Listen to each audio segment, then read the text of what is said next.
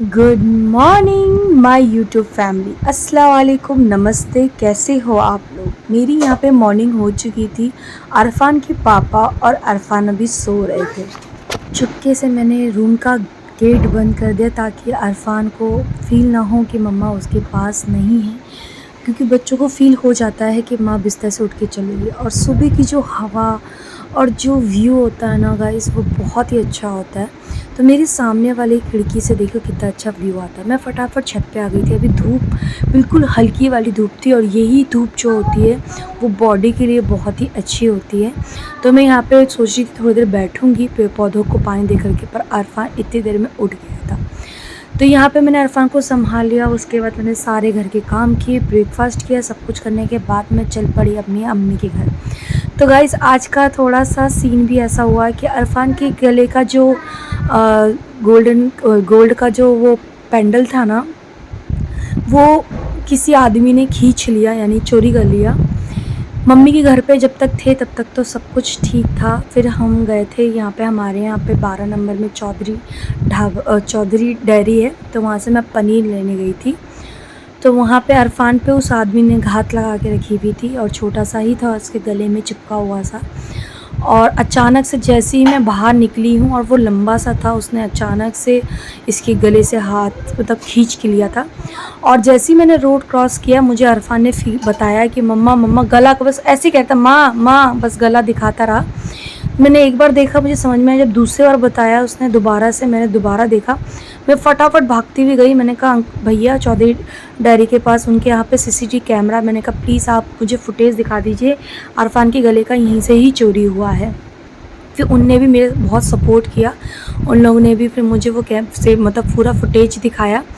फिर उस आदमी ने प्रॉपर देखा कि उस आदमी ने बहुत देर तक इसके पूरे आगे पीछे जहाँ जहाँ ये जा रहा था, पर मैंने प्रॉपर इस पर ध्यान दिया था। पर मेरा मकसद ये नहीं था कि इस पर ध्यान दूंगी तो इसके गले की वजह से, नहीं, मेरा ये था क्योंकि ये बहुत ज़्यादा सामान छू रहा था, इस वजह से मैं इस पर पकड़ पकड़ के इसके चल रही थी। बट मुझे नहीं पता था कि उसके गले का खींच के ले जाएगा। बट मुझे सच बता रही, ना मेरी माँ को फ़र्क पड़ा ना मुझे। गले का लेके गया, कोई बात नहीं, अल्लाह ने चाहा हम दोबारा बना लेंगे इंशाअल्लाह ताला। बट मुझे दर्द, और मेरी माँ को, मेरी बहन को, मेरे पूरे परिवार यानी मेरे सास ससुर तक को ये प्रॉब्लम हुई, दर्द हुआ कि वो इतने से छोटे से बच्चे का धागा गले में एकदम थोड़ा वैसा था, खींच के रहेगा। सोचो उसको कितना पेन हुआ होगा। तो वाकई में ये चोर लोग ना ऐसा सोचते हैं कि ये मैं चुरा तो लूँगा, मैं पूरी ज़िंदगी खा लूँगा, बट ऐसा कुछ नहीं होता। ये कितने दिन खाएंगे? जैसे एक दिन खा लेंगे, 2 दिन खा लेंगे, पर वही 1-2 दिन के लिए जो तुमने जो इतनी बद्दुआ ले ली, इतनी कोस ले लिया, इतनी इतनी चीज़ें, गंदी गंदी चीज़ें ली, ये तुम्हारे कहाँ तक पीछे जाएगा? तुम्हारे कब्र तक जाएगा। बस मैंने तो इस बात पे उनको, बस मैंने अपने अल्लाह से हाथ उठा के दुआ की कि अल्लाह ताला मेरा बच्चा बच गया। सब लोगों ने फुटेज देखने के बाद सब ने इसके गला देखा। अल्लाह का करम और अल्लाह का लाख लाख शुक्र और एहसान है। अल्लाह ताला सच में, अल्लाह ने मतलब मेरे कौन सी नेकी का अल्लाह ताला ने मेरे बच्चे पे वो फल दिया।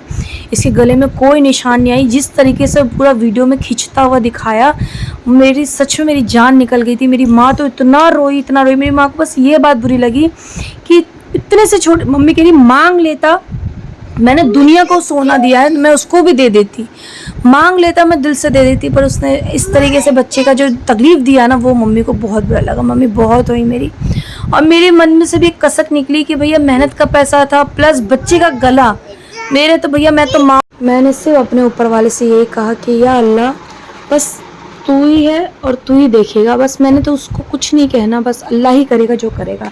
खैर मैं किचन में आ गई थी। यहाँ पे मैंने आलू धो करके चढ़ा दिया था, साथ में टमाटर वगैरह भी काट लिया था। यहाँ पे मैंने दूध चढ़ाया, उसमें मैंने इलायची डाल दी थी, दूध में उबाल आ गया था। तो मैं बनाने जा रही हूँ खीर।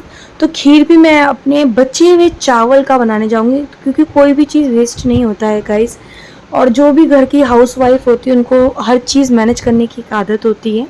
तो मेरे यहाँ पे चावल बचा हुआ था, थोड़ा सा चावल मैं रख दूँगी, क्योंकि मैं थोड़ा सा खाऊंगी उसको या अरफान को खिला दूँगी, और थोड़ा ही चावल मैं इसमें ऐड कर दूँगी।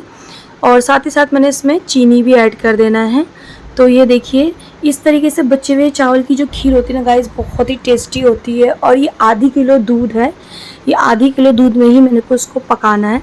तब तक पकाना है जो चावल है वो बिल्कुल घुल ना जाए और जो दूध है वो थोड़ा सा, यानी समझ लो कि आधी किलो से थोड़ा सा कम हो जाए।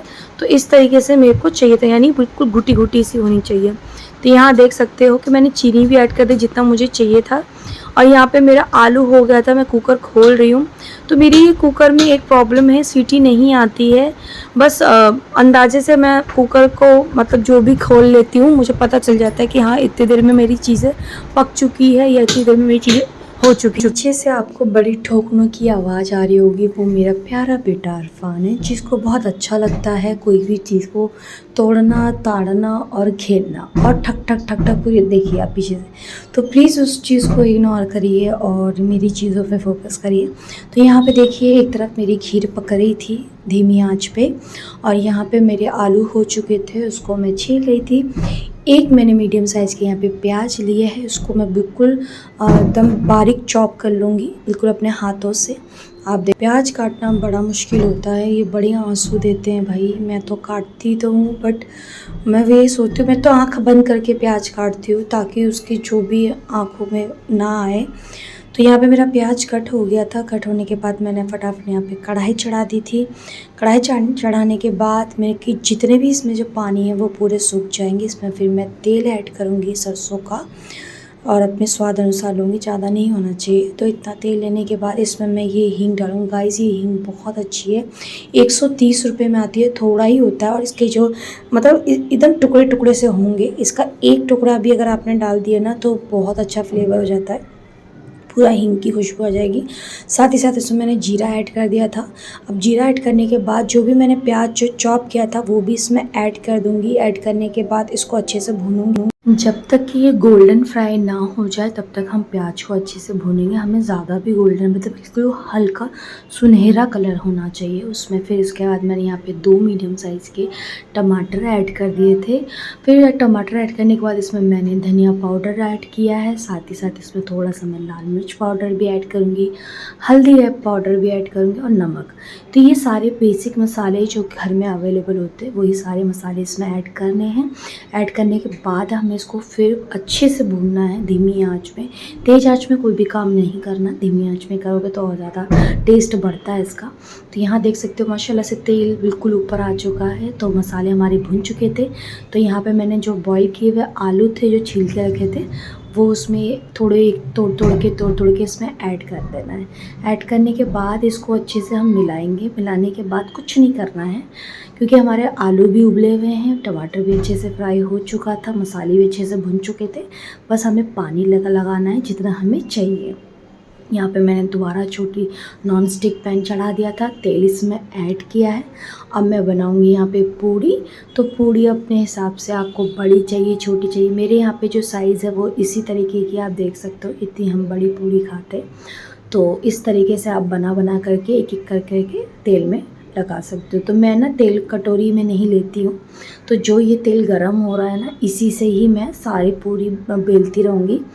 तो मैं इसी तरीके से बेलती हूँ। कुछ लोग क्या करते हैं कि कटोरी में तेल लेकर के उसमें फिर लगा करके बेलते, पर मैं कढ़ाई में से ही तेल लेकर के पूड़ी लगा लेती हूँ। तो यहाँ देख सकते हो मेरे एक एक करके माशाल्लाह से पूड़ी फूल रही है। फूलने के बाद अब बस मुझे प्लेटिंग करनी है। तो प्लेटिंग में देखिए सबसे पहले मेरी खीर है, फिर आलू टमाटर की सब्ज़ी है और साथ में पूड़ी है। देखिए पूड़ी बहुत अच्छी फूली है अच्छी तरीके से। यहाँ पे पूड़ी होने के बाद बस मुझे इसमें मैंने सैलेड ऐड किया है। सैलेड भी वो भी मैंने बस नॉर्मल ऐड किया है, इसमें मैंने कोई भी चीज़ ऐड नहीं, बस सिर्फ एक खीरा है, उसको मैंने इस तरीके से गोल गोल करके कट कर लिया था, वो उसमें प्लेटिंग कर ली थी। यहाँ गार्निशिंग के लिए मैंने थोड़ा सा यहाँ पे बादाम डाला है। टमाटर की सब्ज़ी में थोड़ी धनिया की पत्ती ऐड करी है और थोड़ी पूड़ियों के ऊपर भी मैं ऐड कर दूँगी। 4-5 मिनट में बनने वाली मेरी झटपट वाली रेसिपी। तो यहाँ देख सकते हो मेरी पूरी प्लेटिंग हो चुकी थी। हम लोगों ने खाना भी एंजॉय किया। खाना पीना खाने के बाद अरफान के पापा अब जा कर के अरफान के साथ थोड़ा सा खेल रहे थे। तो मैंने अपने किचन की आप लोगों को सीन दिखाया कि खाना बन तो अच्छे से जाता है, उसके बाद का कुछ व्यू इस तरीके से होता है। तो यहाँ देख सकते हो मेरा पूरा किचन बहुत ज़्यादा मेसी था और रात के बज रहे थे यहाँ पे 12:30 से भी ऊपर हो रहे थे, तो मैं फटाफट यहाँ पे काम कर लूँगी। देखिए पूरा रात हो रहा था। तो सबसे पहले मैं गैस साफ़ करूँगी, क्योंकि सारा मकसद गैस से ही होता है। गैस साफ़ तो सब साफ़ हो जाता है। तो ये देख सकते हो यहाँ पे धीरे-धीरे करके मैं सारा कढ़ाई-वढ़ाई सब उतारूँगी। तो गैस साफ़ करना मुझे बहुत पसंद है। इवन मुझे कपड़े धोना भी बहुत पसंद है। मुझे झाड़ू पोछा भी करना बहुत पसंद है।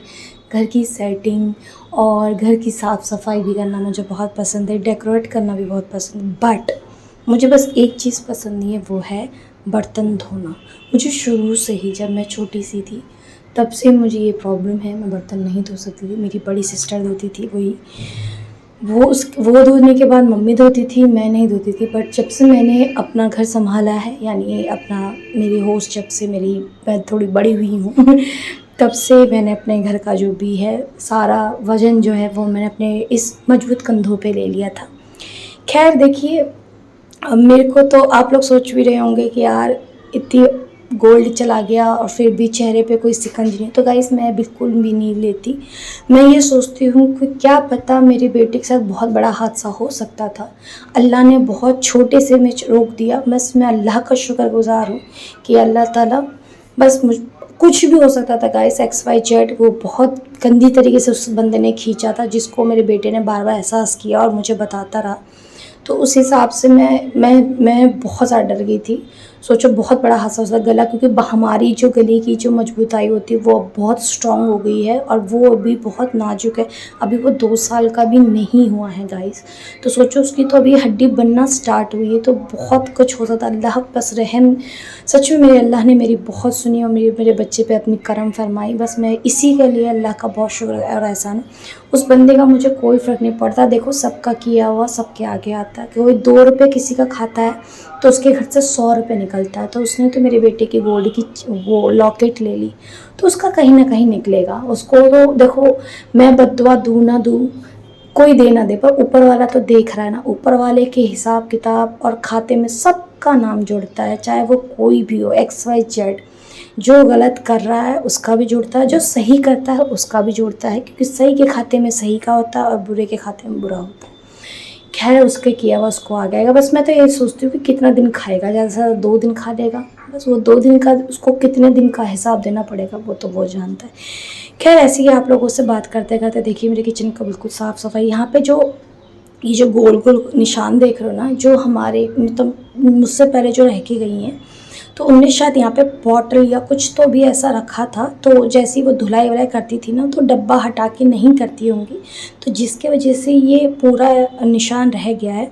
तो अच्छा गाइस, मैं आप लोगों से एक सवाल पूछती हूँ, मुझे कमेंट में ज़रूर बताना, क्या ये टाइल जो है ना, ये बिल्कुल वाइट टाइल है। अगर मैं इसमें हार्पिक यूज़ करूँ इस टाइल में, तो क्या ये टाइल चमक जाएगा? अगर चमक जाएगा तो प्लीज़ मुझे कमेंट में ज़रूर बताना, ताकि मैं वो चीज़ लाऊं और मैं यहाँ पे करूँ वो यूज़। और अगर नहीं होगा तो वो तो अलग बात है। फिर भी मेरा दिल कहता है कि एक बार ट्राई करना चाहिए। आप लोगों का क्या मानना है मुझे ज़रूर बताना। तो यहाँ देखिए मैं धीरे धीरे करके आप लोगों से बात करके मैंने सारे काम कर लिए। यहाँ पे जो मेरे बर्तन थे उसको भी मैं धो करके एक जगह लगा रही थी, साथ साथ स्टैंड भी लगा रही थी।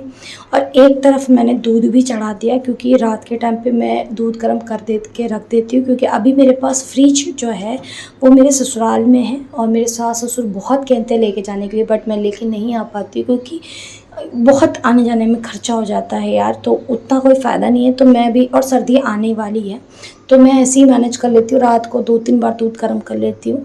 कभी कभी होता है, कभी क्या क्या गाइस, ज़्यादातर तो दूध फट ही जाता है मेरा। तो मैं फिर भी बहुत कोशिश करती हूँ कि मैं उस चीज़ को जो है मैनेज करके चलूँ। तो ये देख सकते हो, मैं अब जल्दी जल्दी बर्तन धो रही थी। बर्तन धोने के बाद को मैं आपको दिखाऊंगी कि पहले का मेरा लुक और अभी का लुक कितना अच्छा है माशाल्लाह से। ये देखिए मेरा पूरे रात का पूरा काम हो चुका है। तो ये मैं काम करके बहुत जल्दी सोती हूँ, क्योंकि जब तक आपका किचन साफ़ नहीं होगा, उस मॉर्निंग में जब आप उठते हो ना, तो आपका मूड बस किचन देख के ही ख़राब हो जाता है। यहाँ पे देखो नीचे भी मैंने धुलाई कर दी है, ताकि मैं मॉर्निंग में उठूँ, मैंने नाश्ता पानी करूँ, मुझे कोई भी ज़्यादा झंझट ना हो। यहाँ पे मैंने दूध गर्म करके हल्का सा खोल के रख देती हूँ, ताकि जो उसकी जो भाप है वो अच्छे से निकले, ताकि एयर भी पास हो और ये जल्दी फटे ना। तो ये देखिए मेरा किचन बिल्कुल साफ़ हो गया है। अब मैं किचन की जो है लाइट को ऑफ़ कर दूँगी। ऑफ़ करने के बाद मैं इस किचन को व्लॉग करूँगी। अब किचन से मैं करती हूँ टाटा बाय बाय और सबसे पहले मैं जाती हूँ अपने कमरे में। मैं देखती हूँ मेरा बेटा बहुत देर से अंदर है, साथ में बेटे के बाप भी अंदर है यानी अरफान के पापा भी। अब हम लोग फैमिली टाइम देंगे, थोड़ा सा एक दूसरे से बात करेंगे। और आप लोग को वीडियो अच्छी लगे तो लाइक से सब्सक्राइब जरूर करते हैं। हम मिलते हैं अपने नेक्स्ट